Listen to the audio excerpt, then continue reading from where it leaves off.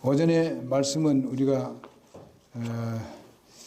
참 다윗에 대해서 그렇게 우리가 따르다가 이래 하니까 마음이 굉장히 아픈데, 그러나 이것을 하나의 교훈으로 삼는다면은 우리는 도리어 우리와 같은 그런 마음으로 주님을 쫓게 될 것으로 믿고 온전히 주님을 신뢰하는 여러분과 내가 되기를 바랍니다.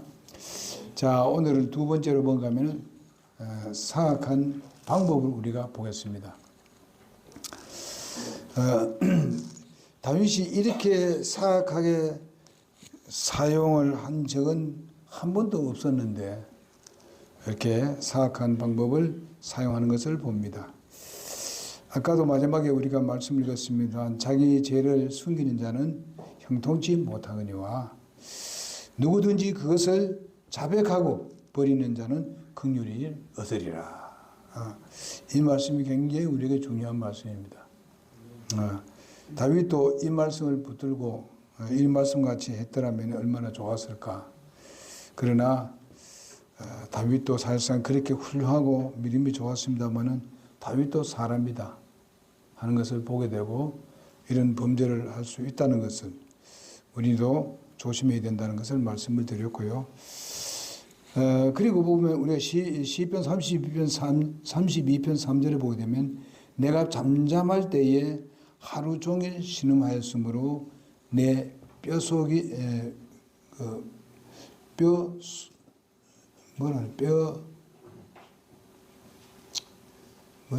뜻이 내가 잘못 써놨네요. 하여튼 보겠습니다. 우리 시편 32편 3절. 시편 32편 3절입니다.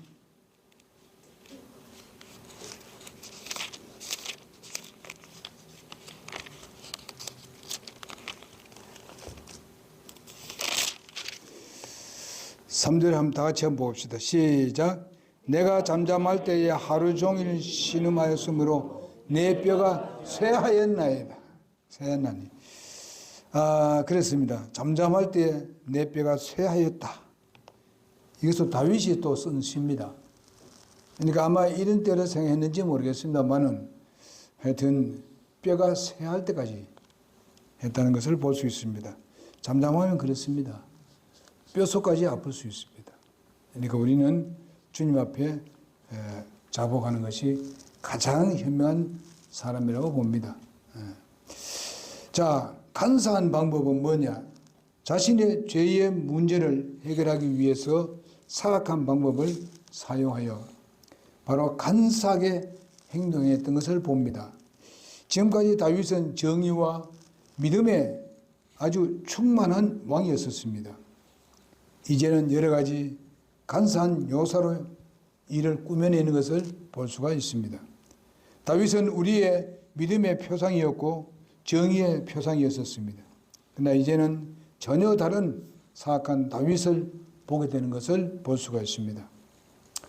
그것은 바로 사악한 인간의 모습이요, 자신의 죄를 감추기 위해서 비겁한 자와 같은 그런 모습을 보여주는 것입니다. 절대로 감출 필요 없어요. 우리 그리스도인들은 빛 가운데 행하라고 말씀했습니다. 빛 가운데 행하라는 말은 무엇입니까? 하나님 앞에서 살라, 이런 말씀입니다. 우리의 모든 걸 다 보여드리라, 그런 겁니다. 빛 가운데 사는 것은. 하나님은 어디 한 군데 계시는 분이 아니고 편재하신 분입니다. 어디든지 계시는 분입니다. 내가 일을 할 때나 내가 무슨 볼일을 내 혼자 볼 때나 같이 일할 때나 항상 하나님은 우리와 동행하고 있습니다. 동행하는데 여러분, 우리는 예수님이 우리 마음에 계신다는 걸 믿지 않습니까? 우리 안에 거하시기 때문에 우리가 가는 곳마다 하나님 거기 계십니다. 그렇죠? 네. 그러니까 우리가 하나님 앞에서 살아야 돼요. 그러면은 우리의 죄는 멀어집니다. 그러나 우리가 이 세상의 일로 즐거워하고 먹고 마시고 편안하고 이렇게 할 때는 하나님을 많이 잊어버립니다. 그것을 생각하지 않아요. 이런 것이 굉장히 많습니다. 나는 안 그렇다 말할 수 없어요. 그런 유혹을 받을 때가 너무 많습니다. 그리고 아예 그만 생각지도 안 하고 하루 종일 지날 때가 있습니다. 물론 이제 세상 일이 너무 바빠서 그런 수도 있습니다만은, 그러나 적어도 우리가 식사할 때는 기도해야 될 거 아니에요. 그 하나님에 대해서 깊은 우리가 감사를 하고 이렇게 하는 거 아닙니까? 뭐 그냥 막 바쁠 때 수없이 많아요. 일하는 사람들 보게 됩니다. 그러나 우리가 항상 가끔 주님을 생각하는 이런 것을 갖게 될 때에 우리는 주님을 두려워할 줄도 알고 주님의 사랑을 느낄 줄도 알고 그래 되는 겁니다. 그러나 우리가 믿음의 생활을 잘 할 수 있게끔 인도를 하는 모든 것이 다 우리에게 주어졌습니다. 그러니까 우리는 그것을 잘 사용해서 여러분과 내가 행복을 누리는 그런 우리의 믿음의 생활이 되기를 바랍니다. 그것은 사악한 인간의 모습입니다. 자신의 죄를 감추기 위해서 비겁한 그런 모습을 우리에게 보여주고 있는 것이 다윗의 모습입니다. 이러한 다윗의 모습은 정욕과 물질에 어두워져서 그렇게 되는 것을 볼 수 있습니다. 하나님을 떠난 자의 모습이 바로 하나님의 낯을 피하며 자신의 죄에 대해서 정말 구차한 그런 변명을 늘어놓는 비겁한 사람이 되고 마는 것을 볼 수 있습니다. 그렇게 하지 말자는 것입니다.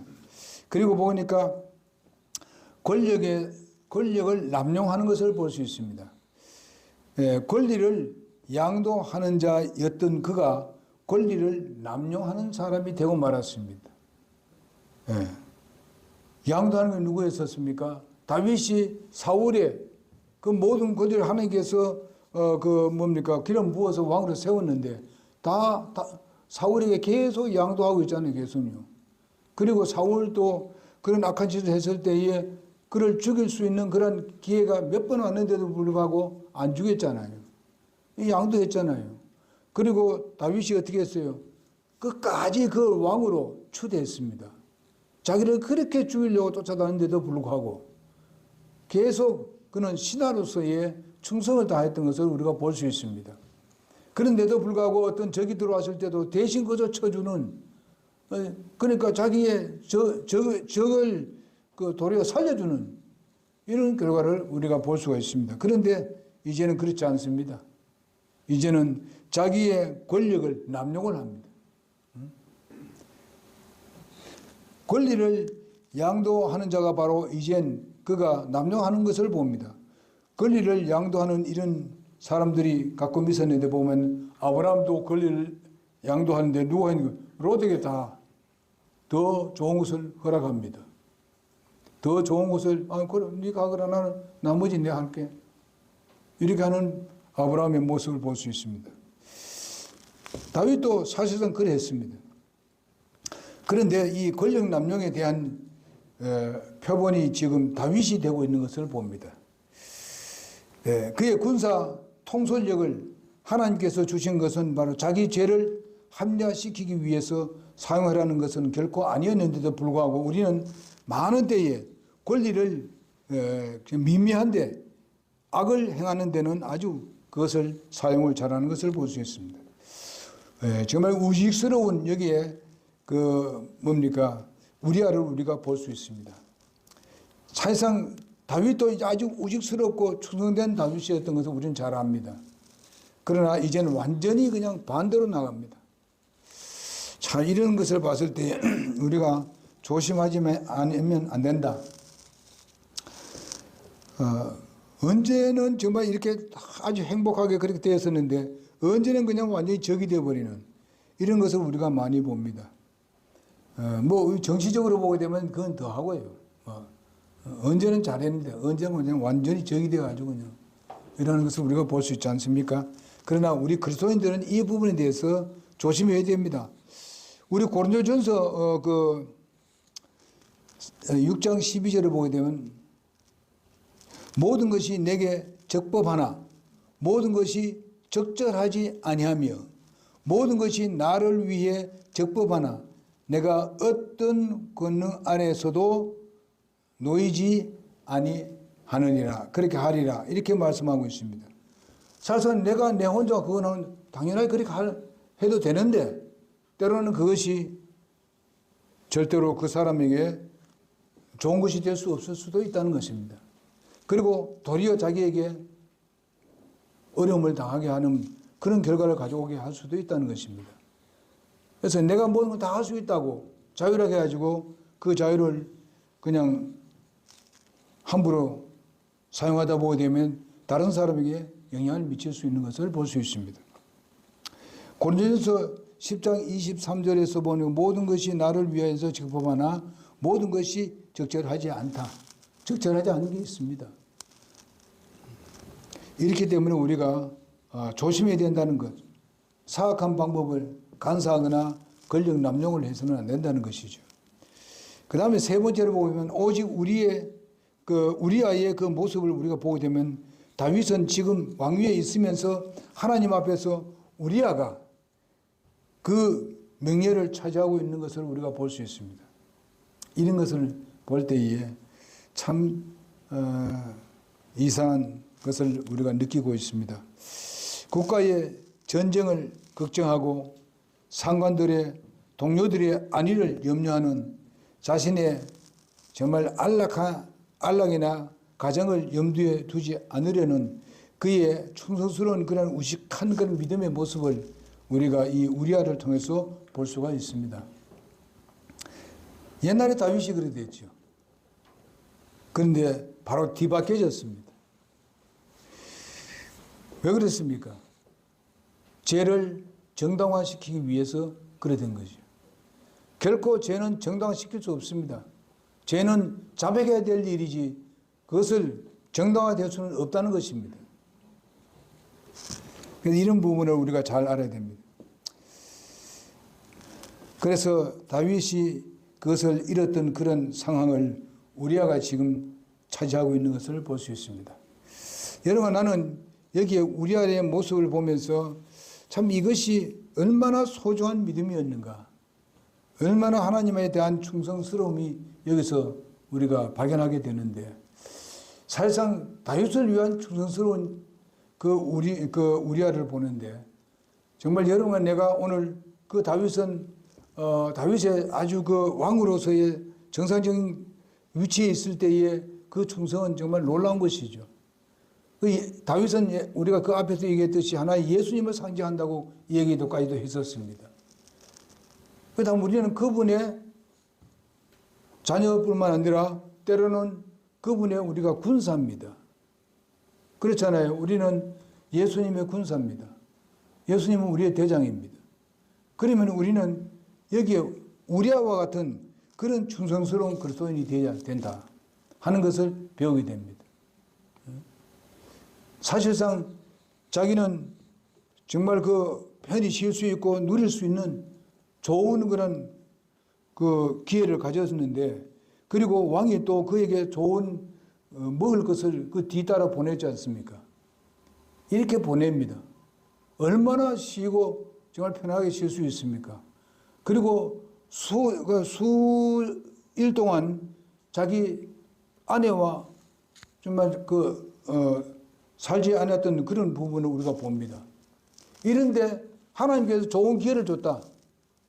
소위 말하면은 다윗이 좋은 기회를 줬으니까 좋다 이라 할 수 있죠. 그러면 이것을 보면은 우리가 주님께서 우리에게 좋은 기회를 줬을 때에 그 기회가 내가 충성을 다할 기회인데 이걸 내가 개인적으로 이걸 누리면 되겠느냐, 이런 걸 우리가 좀 살펴봐야 되겠다는 얘기죠. 물론 그렇다고 해가지고 우리의 개인 생활을 그냥 제쳐놓고 주님만 영광 돌리고 이라는 말은 아니잖아요. 주님 더 잘 알죠, 그거예요. 그래서 주님이 뭐래, 일하지 않으면 먹지도 말라 그랬잖아요. 열심히 일을 해야 돼요. 하지만은 우리가 주님께서 요구하는 그 시간을 주님 앞에 드리자 이게요. 충성을 다하자 이거죠. 예배하는 거 충실히 좀 잘하자. 그리고 예배할 때도 그냥 준비된 마음으로 하자. 그냥 우리가 의식적으로 일하는 거, 이런 식으로 우리가 미신을 믿는 것 같이 그렇게 해서는 안 된다는 거죠. 오늘 뭐 주일이니까 뭐 당연히 가야 돼. 그냥 가야 된다. 이것보다도 우리는 정말 주님께 내 마음과 정성과 뜻을 모든 시간들 다 드린다는 그런 마음으로, 준비된 마음으로 예배 드리는 것. 이것이 바로 우리 주님에 대한 충성 아닙니까? 바로 우리와 같은 건 충성이 되는 것입니다. 그리고 이제는 우리 한 가지는 이제 가을이 왔습니다. 이제 우리가 잃어버린 영혼에 대해서 좀 더 우리는 그 증거를 해야 되죠. 전도도 하고 주위에 있는 사람들이 좀 얘기를 해서 예수님께로 인도하는 추수계절입니다. 영적 추수계절.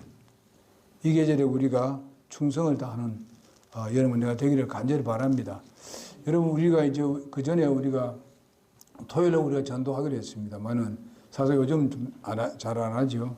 그러면 우리가 토요일에 할 수 있으면은 전도할 수 있는 기회를 만들면 좋겠습니다.